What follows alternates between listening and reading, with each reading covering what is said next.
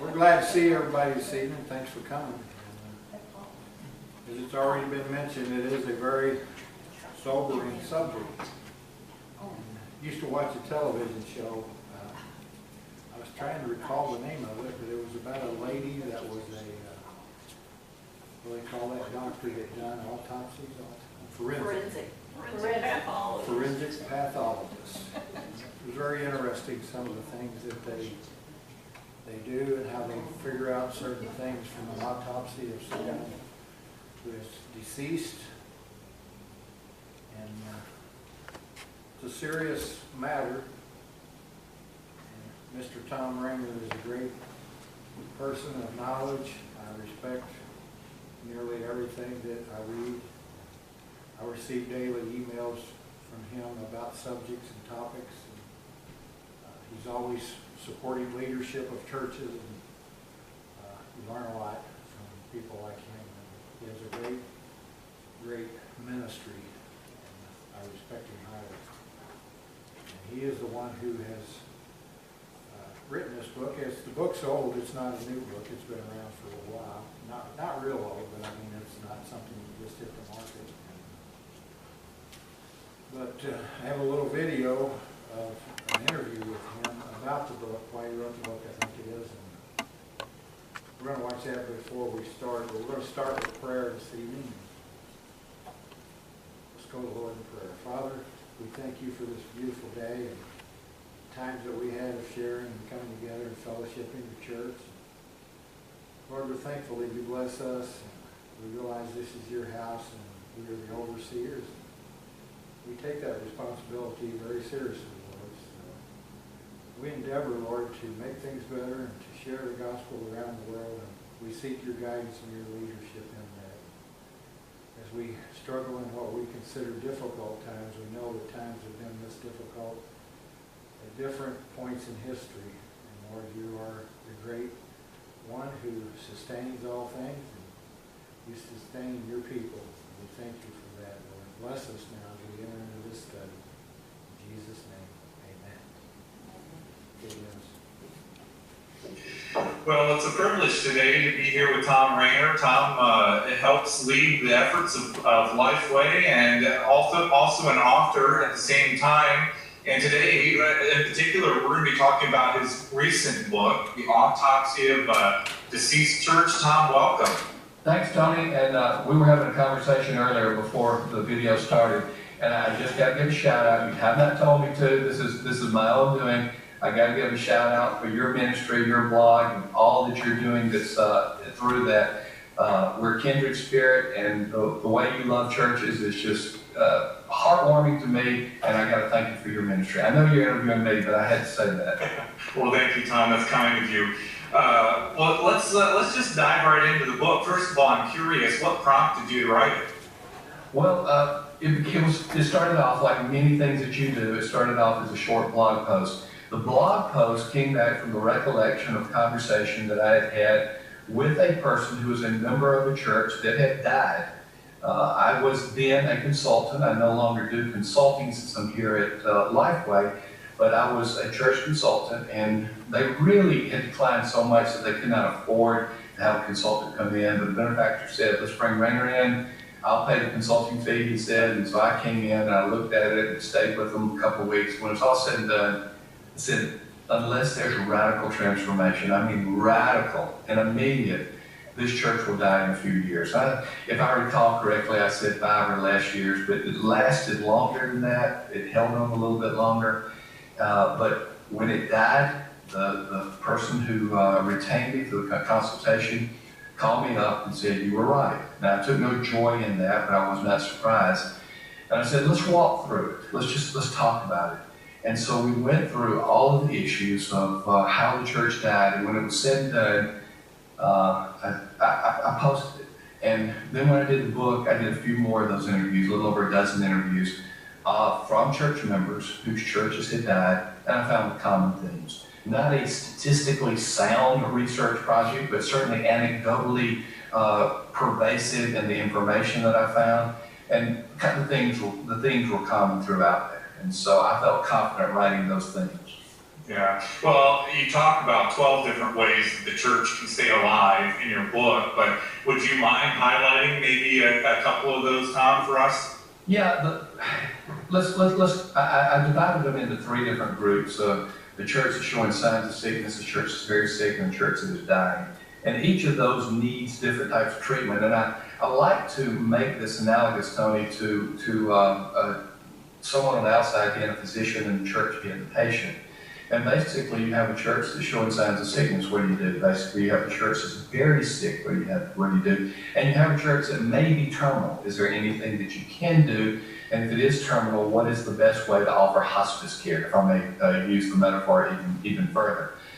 But the big issue on all of these is awareness. Just simple awareness. A simplicity that we are having a problem and we have to do something about it. I wrote a post on my blog several months ago.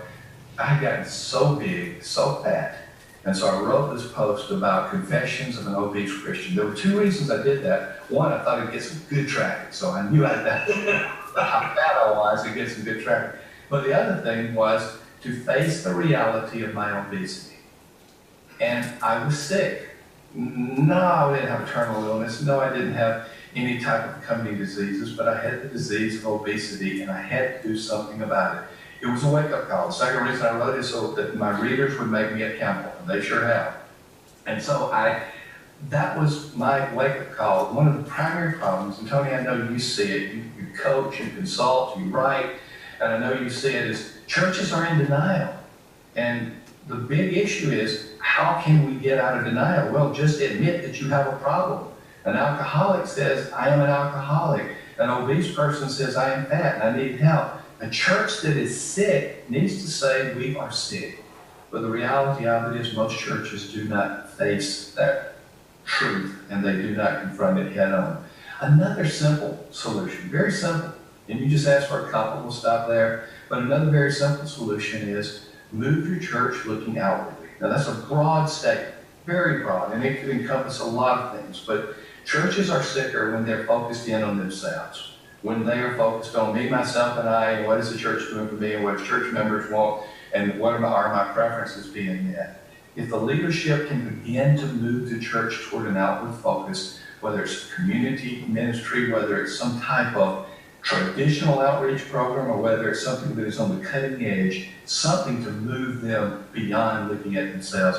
Those two alone, Tony, I think would be significant. Tom, the conversation in your book, of course, is about revitalization, and in our current church context, in our church culture today, a lot of conversation about church planting. And I want to hear from you. Do you think the two can coexist, or are they in some ways pulling against each other? You know, we're basically asking the question, do you want to give birth to a child, or do you want the child to be healthy? And if you ask a parent, do you want to give birth to a child, or are you glad that you gave birth to a child, or do you want the child to be healthy? They'll look at you and kind of tilt their head and say, why is that a question that is in opposition one to another?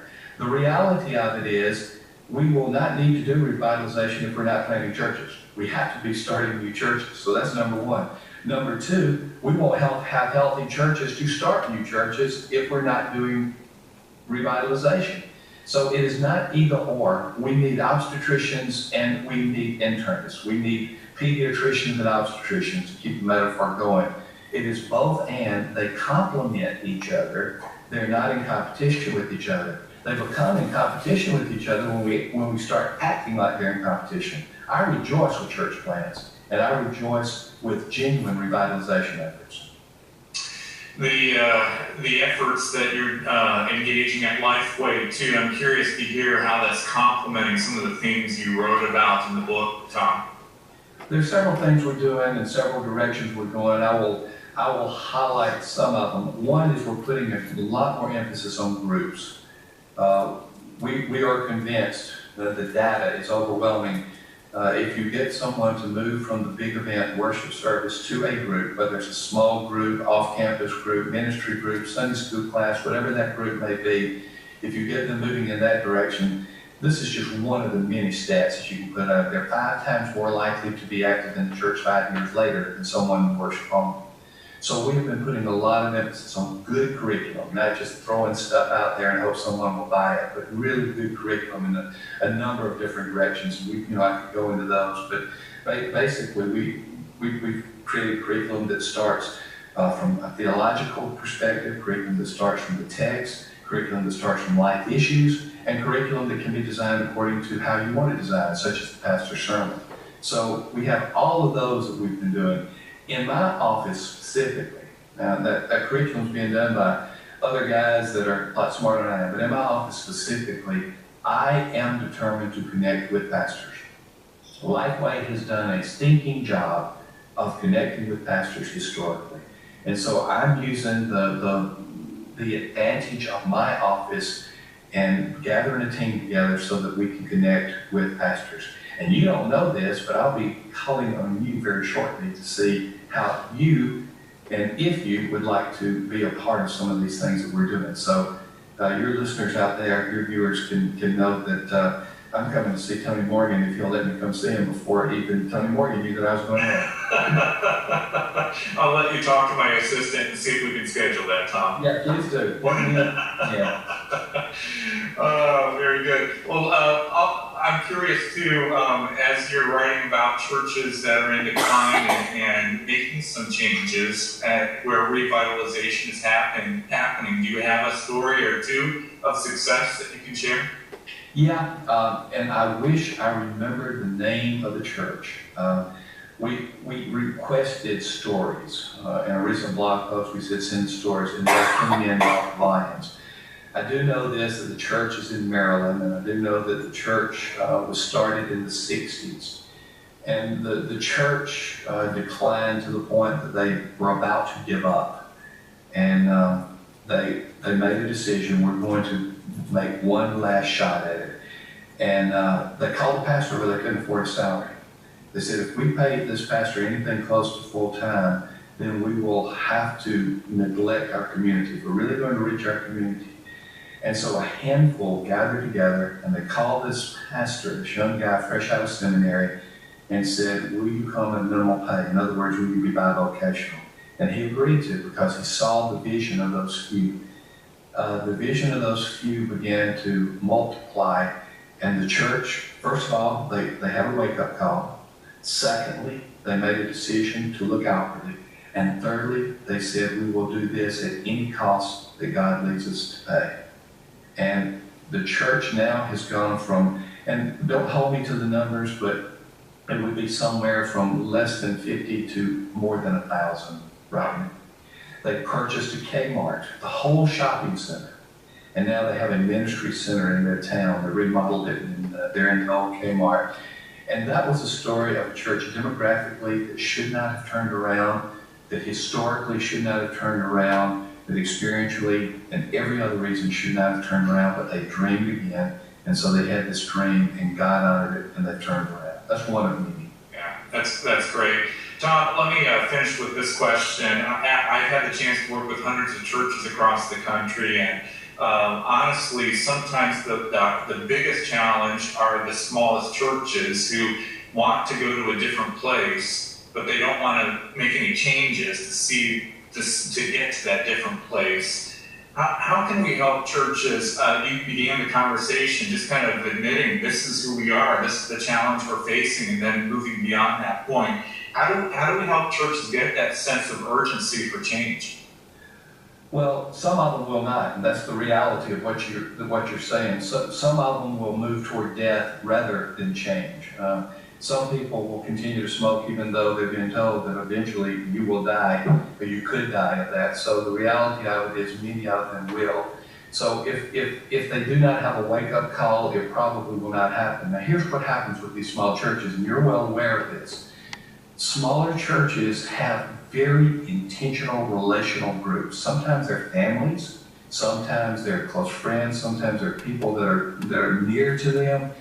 And there's always the fear. It's never explicit, but it's implicit.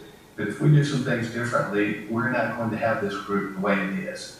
So we have somehow got to communicate, if you don't change, you're not going to even have a church. the way it is. So my suggestion that the entire world buy Autopsy of a Deceased Church by Tom Rainer, and that's where you'll see where it's going. No, I'm just joking. I'm joking. But that's why I wrote the book, to say this is the path that you will go. But getting people to break out of those fellowship patterns or family patterns and the relational issues is one of the big, big challenges in a small church. Very good. All right. Well, I trust that we can get the book at a Lifeway store, right? I trust so too, Tom. So it's Autopsy of a Deceased Church by Tom Rainer. Tom, again, a privilege to connect with you today, and I too appreciate what you're doing for the church. Thank you.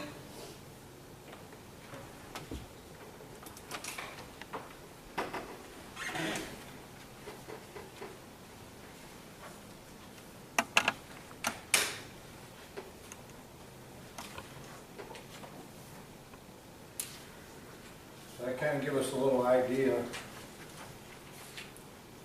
about Mr. Rainer and where he's coming from in his book, Autopsy of a Deceased Church.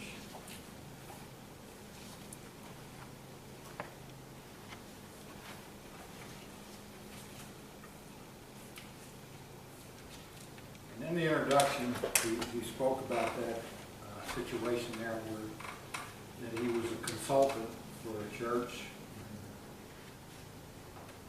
And talked about how that he spoke to them that in 5 years that the church would probably not exist any longer. And seems that it took 10 years, which that's not a pleasant thought. So,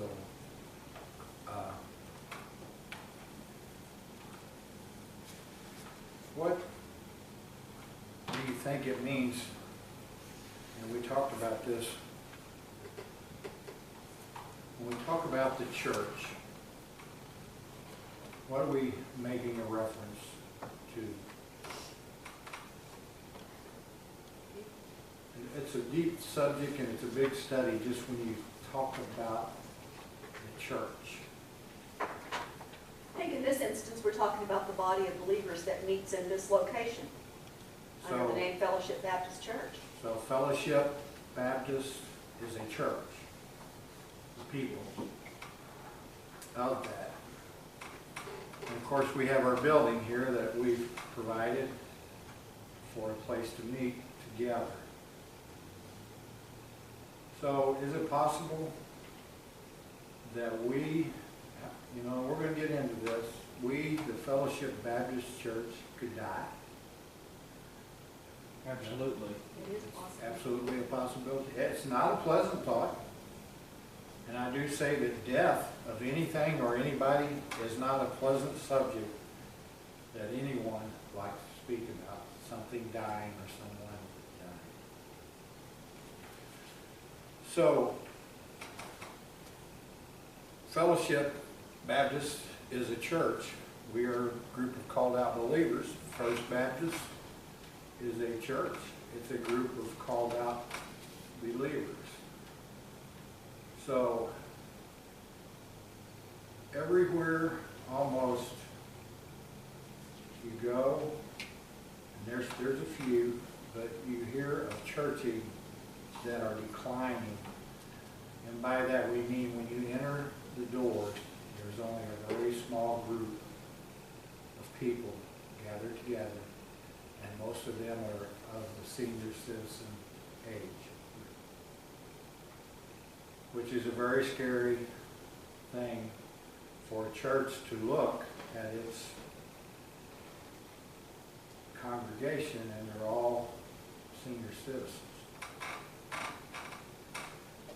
If just us gathered here tonight, I'm probably the youngest. And Dennis, I'm sorry, Dennis is younger than me. How old are you, Dennis? 57. 57? Well, you are young. Not 39. Now, here's what I want to know. This ain't in the study. Me and Mitch aren't aging well. Okay. But here's the point. if this group of people live to be 80 and nothing changes, how long will this church be here? About 3 years. You mean, I'm 80, you mean 3 years from now, you think the doors will close? If we're just gonna live to be 80 years old. If we're all going to live to be 80. Why did you say 3 then? Well, you kind of reach a point of no return, and we have a large group here.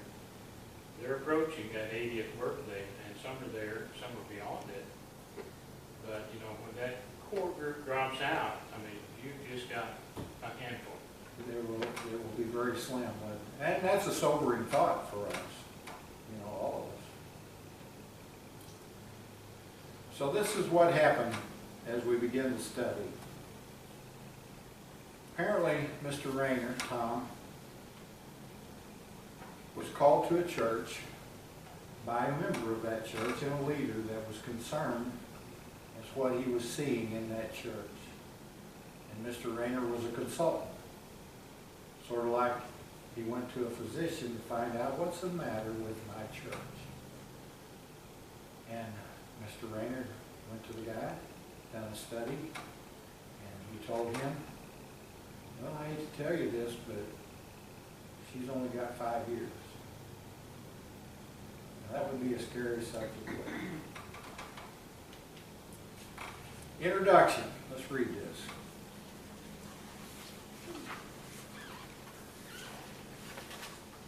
It says, I knew the patient before she died. It was 10 years ago. She was very sick at the time, but she did not want to admit it. There was only a glimmer of hope at best, but the hope could become a reality only with radical change. She wasn't nearly ready for the change. Indeed, she was highly resistant to any change, even though she was very sick. I like what Tom said in the video about people do things that they know is killing them, like smoking. Go to the doctor, and the doctor says, you don't quit smoking, you're going to die pretty quick. But yet, people will continue to smoke. And not just smoking, but there's other things that doctors tell people to do or not to do, and they will not listen or pay attention to the doctor. And I like the way that he said that, and just wanted to bring that up. He told her the bad news bluntly, you're dying. I hope I said those words with some compassion. I did feel badly sharing the news, but it was the only way I could see to get to her attention. I even told her that at best she had 5 years to live, and at that time I said those words. I don't really think I was that optimistic. I would not have been surprised if she died within a year. But she was not only in denial, she was in angry denial. I'll show you, she said. I'll prove you wrong. I'm not dying. Her words were fierce, defiant, and angry. It was time for me to leave, and I had done all I could. I left. I was not angry. I was sad. Very, very sad. Sometimes as a pastor and a preacher, you speak of things and people get angry when you tell them the truth sometimes. Over the years of ministry, I've spoken the truth, and sometimes people just really get angry at you when you're telling the truth. But it makes a pastor sad when people get angry and don't listen. Now, to her credit, she was right up to the point. She did not die in 5 years. She proved resilient and survived another 10. But her last decade, though she was technically alive, was filled with pain, sickness, and despair. I'm not sure her longer-term survival was a good thing, but she never got better. She slowly and painfully deteriorated, and then she died. The autopsy. She, of course, we speak of as the church, a real church, a church in the Midwest, a church that was probably born out of a vision, a church that died because she was no longer had a vision. I was a church consultant over a decade ago. The church had reached its peak attendance many years earlier. The worship attendance of 750 in 1975 took place during the good old days. We talk about those days. We will talk about those days shortly. Do we ever think and talk about the good old days? Yes, indeed. I've come to a point, I tell people I've come to a point in life where I finally can see the good old days that everybody's talked about all my life. I see the good old days. My goodness. And then I say, is this really my grandkids' good old days? Think that one down. By the time I arrived, attendance had fallen to an average of 83. The large sanctuary seemed to swallow the small crowd on Sunday morning. Reminded me of, we're not going to get any hurry as I think of things, I'm going to bring them up. If you have a thought, stop me and we'll talk about it. Reminded me of several years ago, Janice and I went on a, I don't remember what they call it, the Wisconsin trip with the pastors down in that home. What was that called? Come on, dear, you're supposed to be my memory. Where we went down and we spent the week with other pastors from across the world. And we had dinner and all that good kind of stuff, and you were allowed study time. It was a time of reevaluating your calling as a pastor, and it was free to pastors. But anyway, the story I tell is there was a fellow there from a church, can't remember where it was, but he had this problem. This has been several years ago. He said, I got this problem. He said, I got this great big huge church. Magnificent. It's beautiful church, he said. But we don't have any people.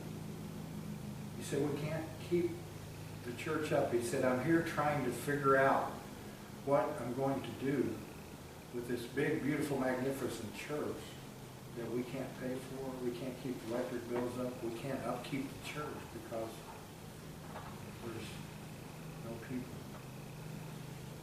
Boy, that really resounded in me. I thought, man, what a problem. Huge church, no people.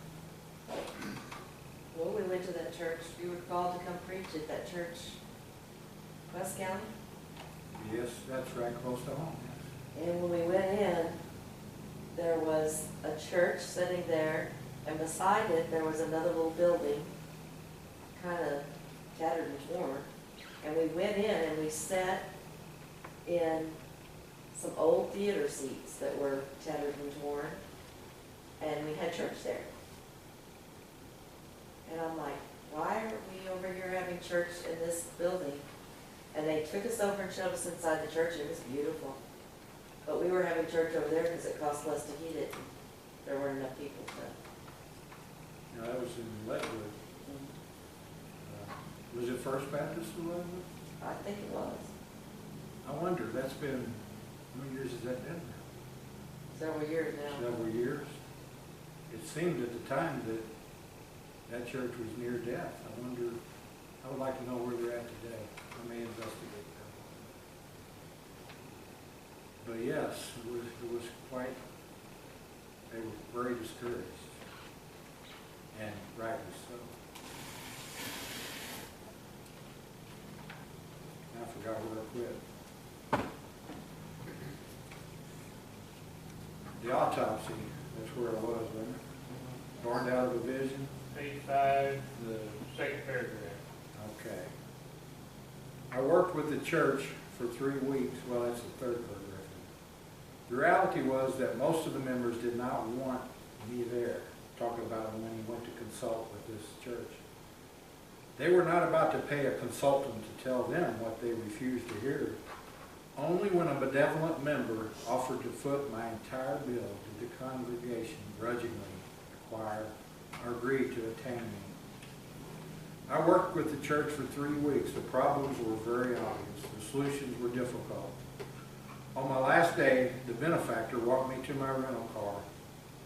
What do you think, Tom? He asked. He could see the uncertainty in my expression, so he clarified. how long can our church survive? That was the moment I gave my forbearing declaration, or voting declaration of 5 years at most.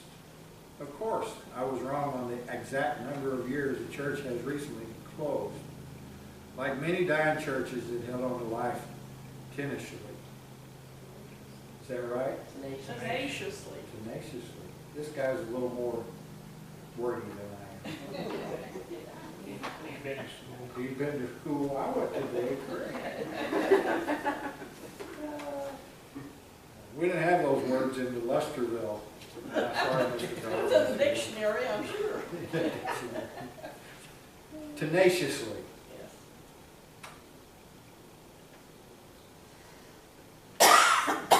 The church lasted 10 years after my declaration of terminal diagnosis.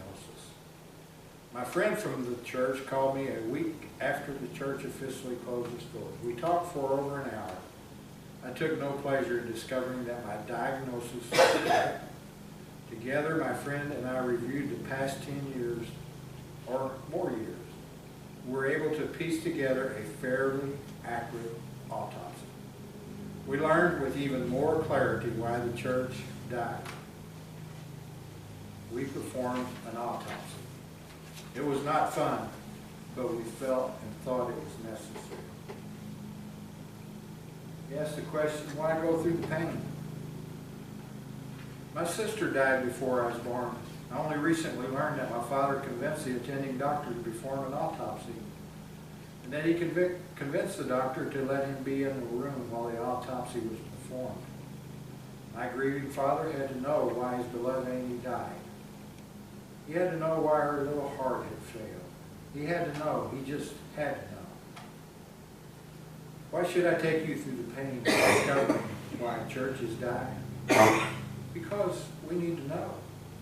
Autopsies are performed on humans to find out why they died. The discovery might give surviving family members information they need to avoid the same path as their loved ones. Sometimes a forensic pathologist performs an autopsy to discover how a murder was committed or how an accident happened.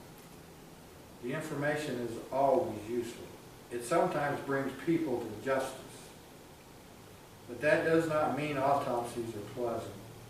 I plan to take you through the results of 14 church autopsies.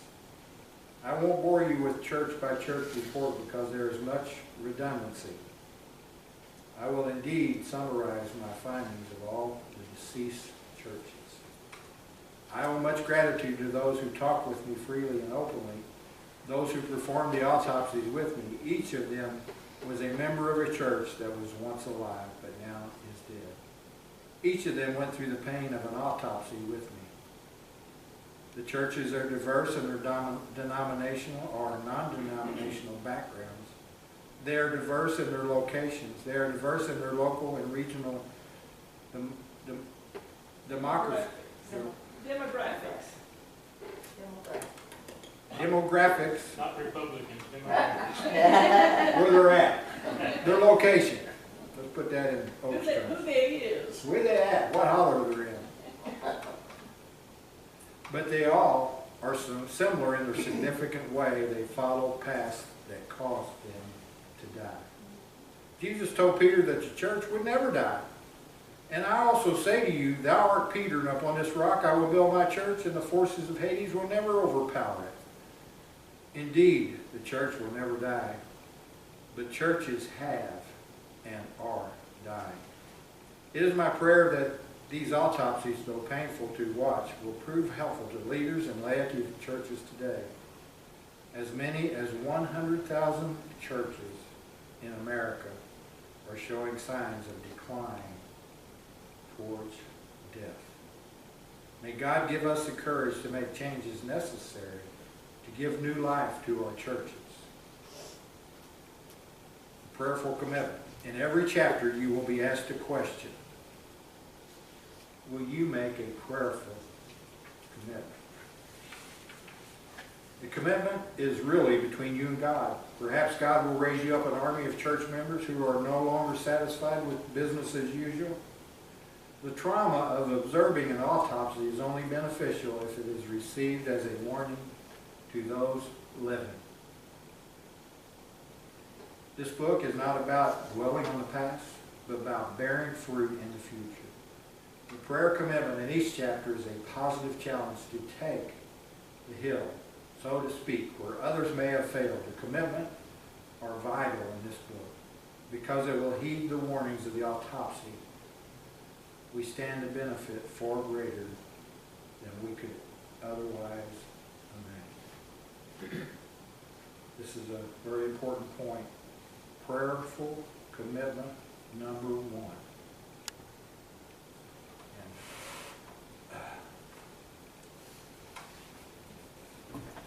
Yes, you got it. There's a pen laying on the altar. I'm not a very good writer. Denise, why don't you come back? I'm They probably can't read my chicken. I can't even type on a computer simply. You're wrong. I like this one. Oh, you'll be okay. Prayerful commitment. That's what I'm writing? Yeah, well, we just put prayer. That'll work. We'll make it short.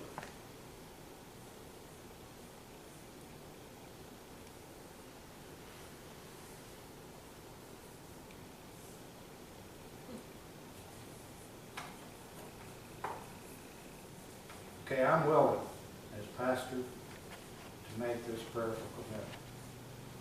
I wonder, are you all willing to pray with me? All right. You need to do that cooperatively. You need to do that on our individual prayer times.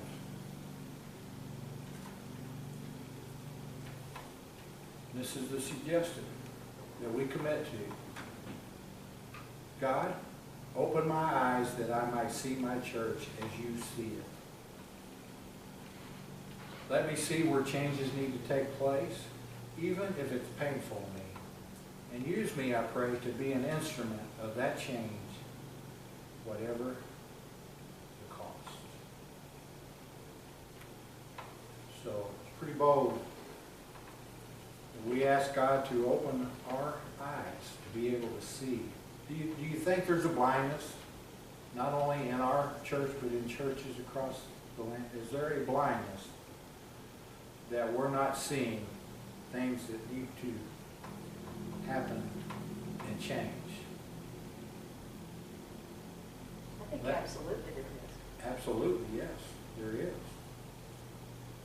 So the first step in this is seeing our church as God sees us. That's important. If we could see us as God sees us, that might be a very eye-opening experience.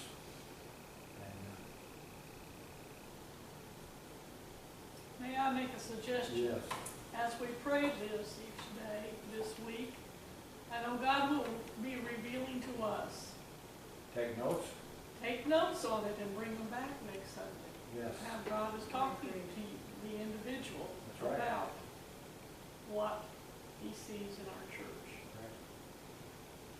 Because you will be praying that God will open your eyes. Not somebody else's, not mine, not the preacher, but that God will open your eyes that you would see. And God will show you things that he probably won't show me, or he won't show someone else. That's the way God works.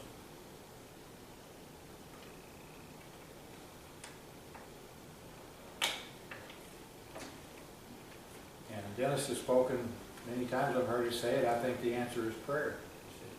Prayer. Dennis is a prayer leader in our church. He took that on and about prayer. And I agree with Dennis that prayer is extremely important. And sometimes in the busyness of life we fail to pray as we should. And sometimes I pray at awkward times, just when I'm driving to work or coming home or just walking across the yard. Sometimes God just stuns me, and I bless him and think, thank you, God, that you've given this to me, you know, or that I'm here, or just speak with God, you know, on the basis of different things, you know. God's got me in a place of work and employment that's perfect, you know, it's a perfect place for me right now, that I'm able to do the things that he's, you know. I see others struggling with what I struggle with, young people with physical strain and the hours. And sometimes I just say, thank you, God, for everything, you know. So, but we need to take time to pray, and especially this commitment. Let me see where change needs to take place. Do we believe that we need any change?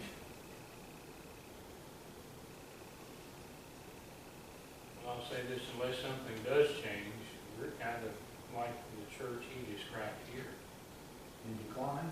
You know, if you look back over, Sandy and I started coming here in 2006, now it's 2017, and there may be a third of the people still here that were here during that time. So we're declining and we're not adding. And I think one of the signs of a healthy church is you're adding people. And we're not adding that many people. I'll add to that, we've been here about 5 years, and it's about half the size it was when we got here. And we've had, if I'm not mistaken, 2 baptisms. They're very far in between, aren't they? Baptisms. In all the churches, not just us. We're not different in that area than some of the others around the area.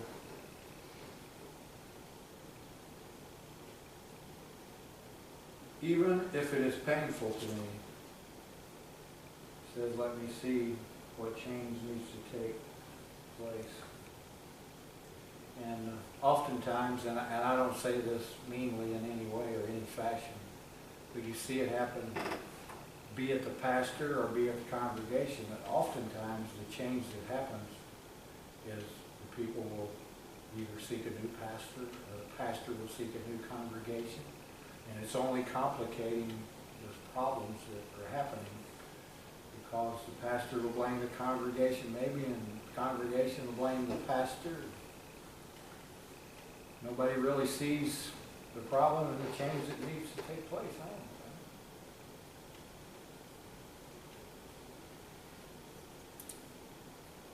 And use me, I pray, to be an instrument of that change, whatever the cost. So if we seek God's eye-opening for us, we have to be willing, once we see, to take action.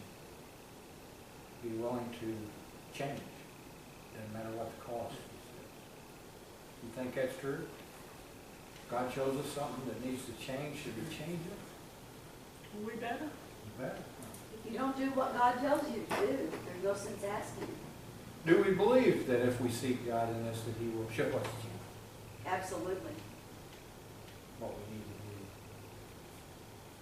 And we could be like the church in the illustration here. We could be defined and angry, but in the end, we see that they did die.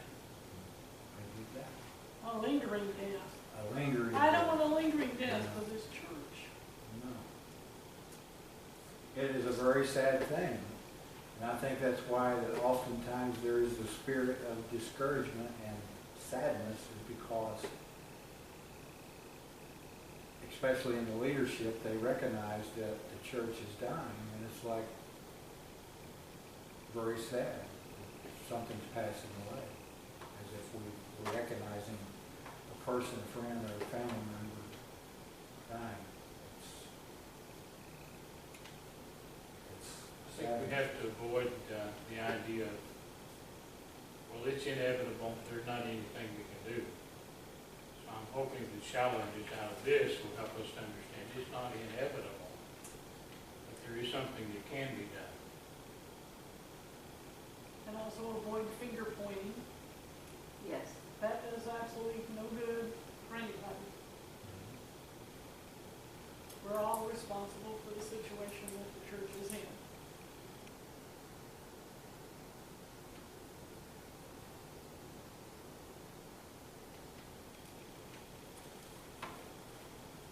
You said something there that gave me a thought I was gonna write down, but I can't remember, I lost it that quick. Ramesh, what did you just say? Avoid the idea that the church is dying and it's inevitable. Okay, that was it. It's not inevitable. Thank you. It's If not, we'll- it's if not we'll inevitable. recognize what needs to be done. We can make a difference. Right. Right there, we're gonna do it. Aren't you glad you picked that word? No, you don't have to write this right. We can make a difference. We can change it. We can change. You all got me confused now, I don't know. Not only can we change, but we have to change, I believe. It's like that someone's been told that they're dying from smoking cigarettes. They have to kick that habit to survive. Well, it's been said many times that the definition of insanity is to do the same thing over and over again and expect a different result. Yes. But at the same time, we have already tried several things that we thought might be good ideas to perk up attendance and things like that. And we tried, I guess, maybe too much on our own thinking power to do those things. We haven't really sought God in this. And our efforts have failed. So we need God. We can't do it on our own. Another good point, Dave. We need God. We can't do it. Change in itself is not In our what own we need. strength. God's changes Yes. are what we need. But there is prayer taking place about this situation. You know, we've got a faithful group that meets here Wednesday evenings, and we were challenged a while back just to pray specifically about needs. And one area was to pray about those that are members of this church but inactive, those that are related to members of our church who do not attend, and we keep adding names to that list every Wednesday. I think there are, how many, 30, 35 names I on do there? too. I keep meaning to type. I've lost all control of Yeah, this. I mean, It's long. we just keep thinking more and more people that could be a part of this fellowship if they were either active or if they became involved. Maybe this study is part of something coming out of that prayer group, because I don't know why I picked this exactly. It was just something I felt God directed me to. Actually, I picked it through an email. Well, we sure pray for you every Wednesday I'm night. sure you do. Yeah, I feel that. I feel the strength. Of the prayer.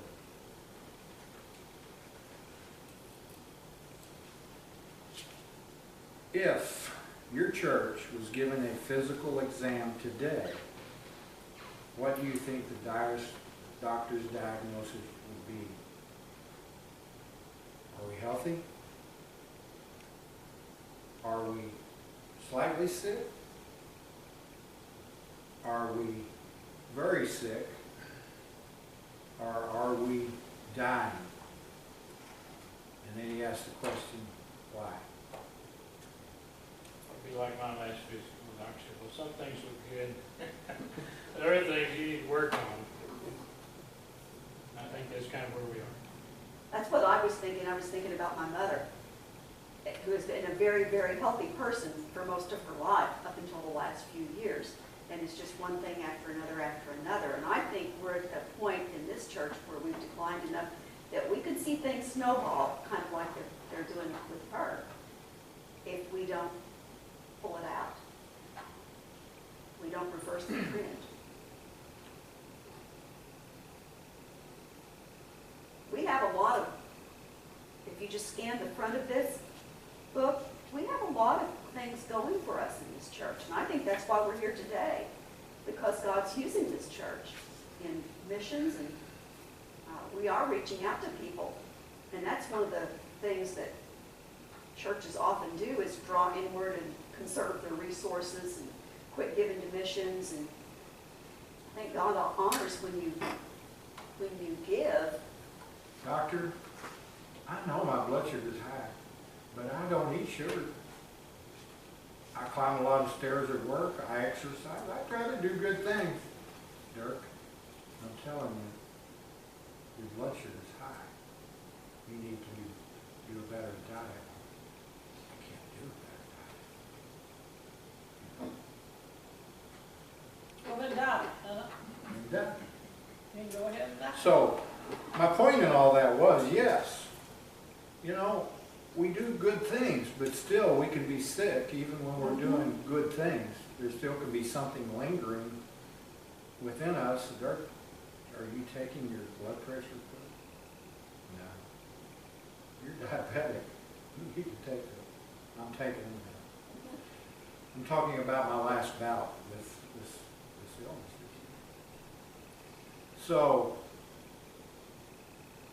eventually we will feel the sickness that we are experiencing. You can feel pretty good even when you're sick sometimes.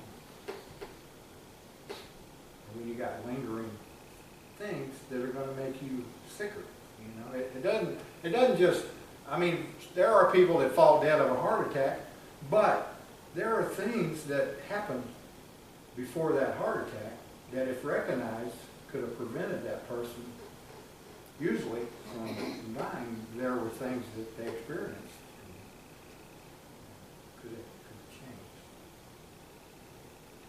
So, I think we need to also stop trying to find excuses as to why we're declining. we are. Excuses don't explain it. Doesn't explain it. No. Well, they don't help anything. Well, we're good at it though, aren't we? I know I can make some real good excuses about everything. Amen. We also need to quit Gotta looking make at other that churches happen. and say they're all having the same problems we are. Because quite a few of them are, but that's like an excuse. It doesn't make this right here. And they're that way because they aren't dealing with it. Yeah. So, as we look at our church, as a doctor, again, are we healthy? Not really what you call healthy, are we? Are we slightly sick? Kind of like I had some high numbers on my test. It prompted more tests.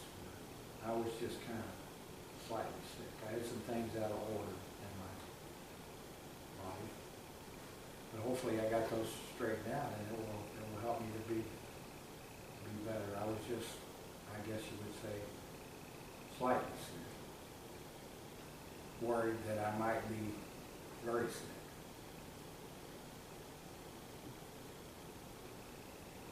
Also, sometimes you get scared enough to wonder, am I dying?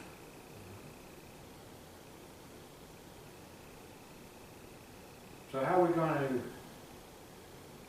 at this point, with what knowledge we have and what we've talked about, what diagnosis do we give our church? Anyone have any thoughts on that? I think we're worse than slightly sick.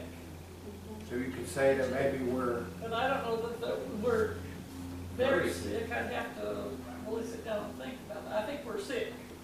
That I agree. Mildly sick. Now, it's more I than think just it's mild. mild. the mouths. I think it's a pretty serious situation. And like I say, I think it's one of those things where, a few heart attacks or something like that took some of our key members, and we would be in bad shape here. I think the one thing we still have going for us, we're concerned. We're looking for answers. And hopefully with God's direction and guidance, we'll get the answers that will help us. Amen. we are concerned, but I think we need more numbers that are concerned. We do. Yeah, Those that But can as come we on Sunday continue to night, I pray, think they you need to know. be here. We need to really sit down and talk about this topic. And So part of our sickness is that we are limited in number, in concern. And we're limited in number in people being a part of the church. Would you agree with those Yeah. statements? totally committed. Totally committed. I think in some way, somehow, we need to pull some of this into our morning worship service. You know, some kind of focus or something to let people know what we're You doing. haven't noticed my sermon? Yes, I have. But you Yes, I have have. She Right down to said, the be more point. direct. Yeah, Be more direct. Okay. I think we could have a And then the change will come. Yeah. We need to get rid of the past. prayer commitment, you know. No. I think we need banners on the wall to let the people see what we're talking about. Banners on the wall, write that down. Do you think we need an exam table up there that says Fellowship Baptist Church on it? And get a doctor for us to examine us, yeah. just like we have a mission minute, maybe we could have something, you know, that is specific to what we're thinking, what we're trying to strive for. Just like what they're saying, put it aware, put it in front of the people. Well, and the prayer each week, Put it in the bulletin. put it in the bulletin and talk about it in the Sunday morning service. Put it on our blog page for the church webpage. I mean, if they're not gonna come and listen on Sunday night, we can at least give them a glimpse, Yes. a taste of what we're being led to think about. Because it's gonna take the whole congregation, not just the Sunday night crowd, to make these changes. I'm always so Dennis, happy did to you see talk to her about Bob's daughter recording? bring her grandchildren to church and everything.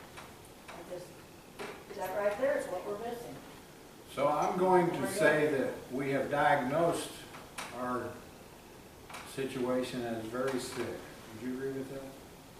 Yeah, pretty sick. Not slightly sick, but we are to a point that we have become a little more than slight.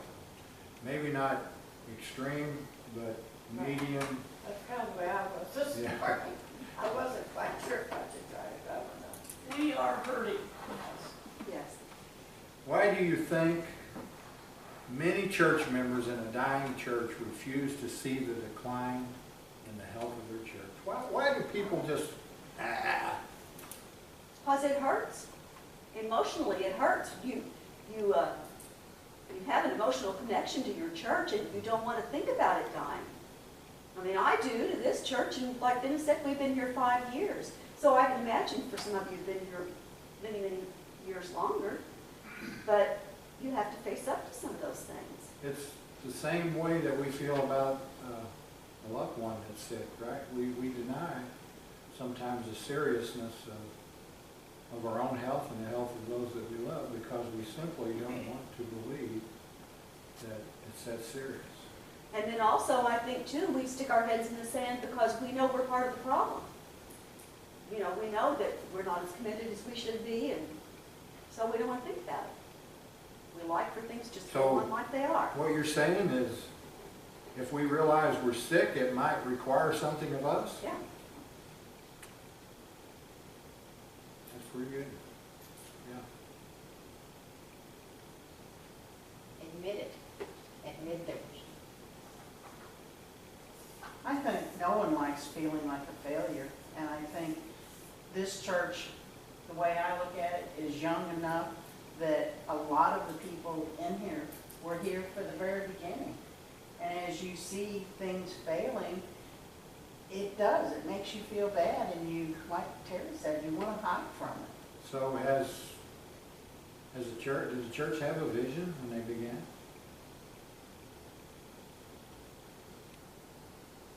I'm sure they did. They Yeah. surely did, or it wouldn't be at Well, this they point. wouldn't have So started. has that vision disappeared? Do we no longer have that vision?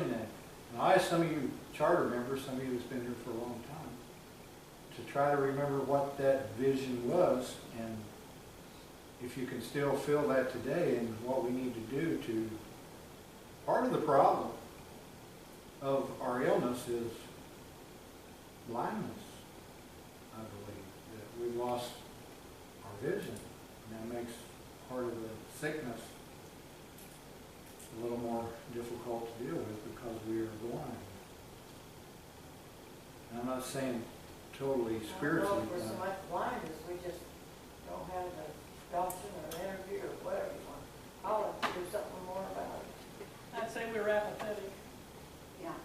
We just let it, Let it time just keeps on going. So we're blind by choice? Mhm. sort of. We just don't see because we don't want to?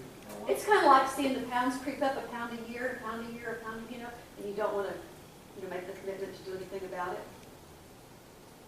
I think churches too can kind of get worn down over time, kind of like the illustration he gives of going back to his hometown. And he saw all the stores that were open and active as he walked the streets, they're closed, dust on the floors. He goes to see a friend of his. He said to him, "What's happened to our hometown?" And the man's response was, "What do you mean? The guy had been there the whole time and he hadn't noticed it." And those things are- And that's really true. Well, I remember when we first moved to the country, the churches were all full of people everywhere. What churches there were always usually full of people, and people standing outside looking through the window. Especially the guys were always out there looking through the window at the girls or whatever. So he says, Tony, do you remember that? I do. Sure. explain how churches can die in the context of Matthew 16 and 18, which says Hades will not prevail. So if the Bible says the churches will, or the church will be victorious and not die, how can we die? Because that's the capital C church. And That's that's the the church. universal church. Yes, Universal church. but individual little groups of people that form churches can't. That means that God will always be working through someone, somewhere. No matter what happens to us, God will raise somebody up. to I do think it. we're seeing that now when we see in places where there is persecution particularly, the churches are flourishing and they're growing and, they face tremendous obstacles, but Christianity is growing in those places. It's declining here in the United States, and it's declining in most of the Western world. Well, another thing that people have to deal with now that they didn't years ago was like a lot of people has to work on Sundays or different shifts, and they may be sleeping or they may have, this or that. And it's Well, watch out, we're starting to make excuses. No, I'm just saying, that's why, that a lot of them are not coming, is because they got other things to do besides church. That's excuses. But They'd I rather go- guarantee you, if they need to go to Walmart or the movie, They get that. they'll get there. Yeah, So what I'm saying is, They don't think it's important enough to them. excuses. That's Those are the key. excuses. It's That's not the key. important enough. Good. The church is not relevant. Church is not relevant.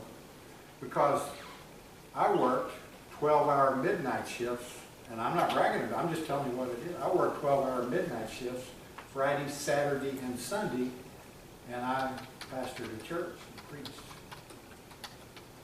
Those were the good ones. Those were the good old days. I've been there.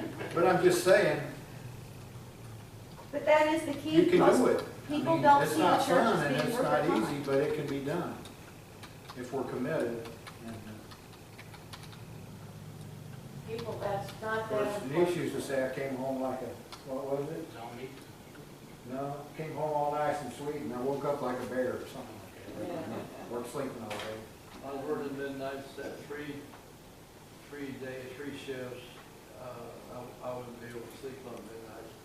After 3 shifts, I was ready to kill somebody, and I didn't care who it was. But if those are symptoms that we're experiencing, we need to figure out how we can deal with those issues, with those people. There are ways. Well, and a lot of them, the younger people, are doing that kind of thing. So it's harder for some of them that did come, their shifts change or whatever, and that gives them an excuse they're not here anymore, or this or that, so I don't. Our young people. There are ways to reach people. If there is truly a desire I mean, to be involved, there are ways for them to be involved, and there are ways for us to reach them. Well, you said for me to find out about my grandson and his wife. Well, I found out that through the summer, they don't have what they had in the winter, you know, in the year when school's going on. So I think she teaches the younger ones and he teaches the older youth group or something on Sunday nights, which we was talking about that. Yeah. Well, they don't do it in the summer because everybody's gone and vacations and all this stuff, and they don't have enough to do it even, so. But let's also, as we go, not become confused that we're just all about numbers, because that's not really. No, it's not the numbers. But it is a, It's a sign of health. it's a sign of health, yes. Yeah, it's just a canary in the coal mine that tells you you got Right. a problem. Right, exactly. So that's part of the discouragement. And one thing that he said, and I heard it on the I Will book, the audio book, you know, was that small groups, getting people involved when they come through your door into something. Now, what was the figures? You remember that, 80%? Yeah, something like 80%. 80%. We're still around after 5 years. After 5 years. And it was the reverse, like 15%. Right. Well, it said tonight, 5 times more likely to still be involved after 5 years Right. if they're a member of a small group. A member of a small group. That's why we need to designate that and we put small group or. And you know, the big part of that is the relationships that you form in a small Right. group. sure. Being accountable to others, part of it. You become accountable to someone. And Janice and I, we came up through a Bible study. We were a little bit talked down for it by some of the elders of the church, but there was a group of us young people that got saved, and all of a sudden we were having Bible studies in our homes every week, and we all come together, and we got pretty well wound up with that, didn't we? It made us, you know. Probably part of the reason I'm still active today and became a preacher was because of that interaction with others. So, you know, That's the you, thing, when these young people do come, and there's no one else for them that's their age and all this stuff, like, they're not gonna come back, probably. so that's important. Okay, we're over time, and we've done the first chapter. And I feel like we've been progressive with this, or beneficial with this, that we came to a point to where we've thought about some things, so I will put that prayer on the Facebook page. yes, do that. And try to encourage others to come.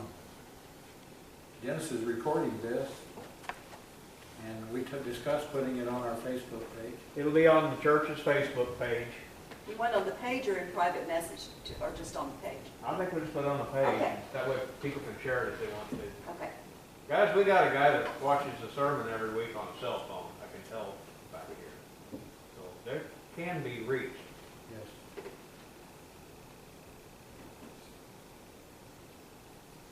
Okay. Let's close in prayer. Brother Mitch, could I call on you to close this study with your prayer?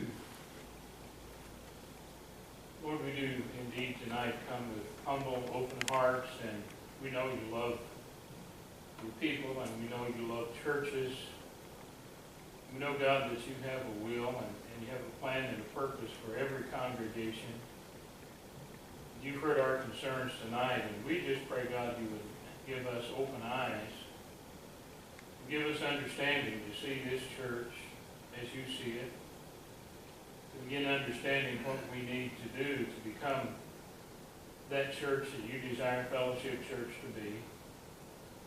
Then God, we pray that you give us each courage to be willing to take those steps, begin moving in the direction you want us to go. Because we know, God, that apart from the power of your Holy Spirit, we would not see change in our lives or in our church. So bless us.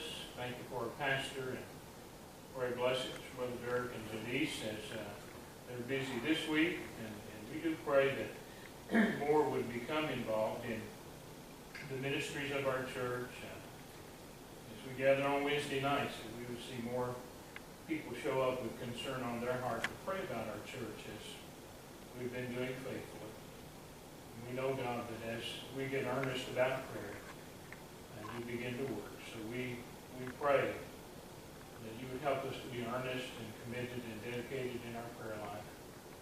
Forgive us for not being so. We do ask it in Jesus' name. Amen. Amen. Thanks, everyone.